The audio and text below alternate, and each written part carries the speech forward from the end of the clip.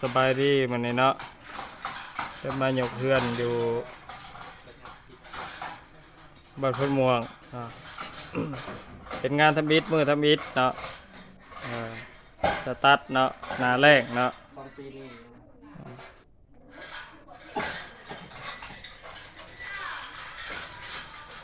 มาหยกเพื่อนเนาะนี่มันเจ้าของเพื่อนเด้อนี่แหนนามาแน่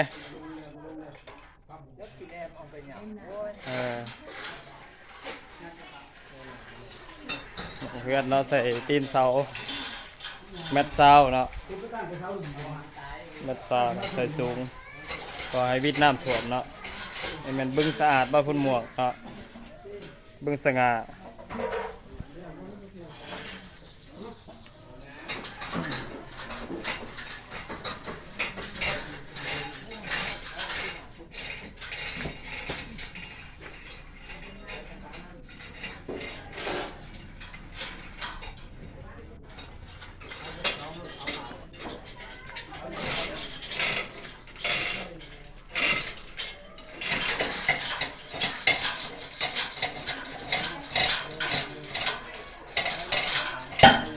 ดูทีคุณ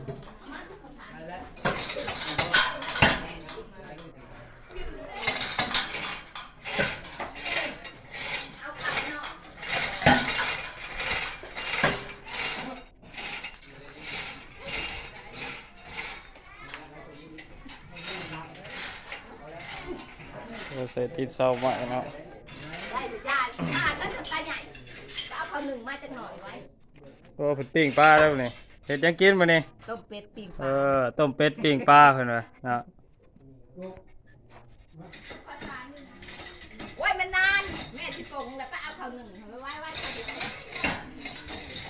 แยกเพิ่นกระยาได้ป่ะท่านแล้วเดียวคือตัวที่ไปนาเลยมันเท่านี้เนี่ยเบิ่งบ้านพุ่นหมวกเนาะ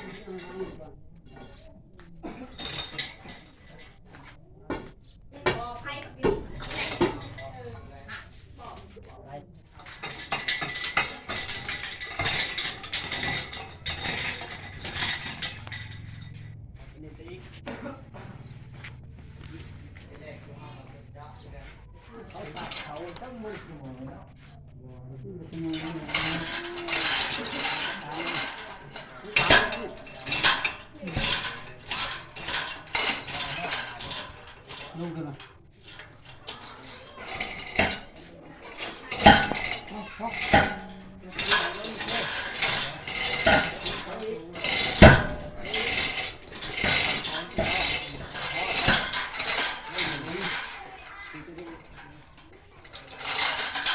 เนี่ยมันวันที่6เนาะนั่นบ่ปาจิกเนาะเดือนปาจิกเดือน11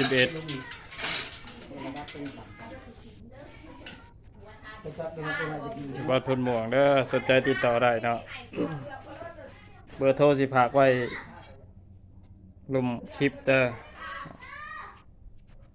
เอาเรามาดูเองดูบางทีพิษมาเลยน้องทีมขึ้นเอาไปจัดหนักไม่ใช่ตาน้าก็ได้เลือดเลยมันจะพิษไหนมันต้องพิษมันตีนเขาเห็นกระดิก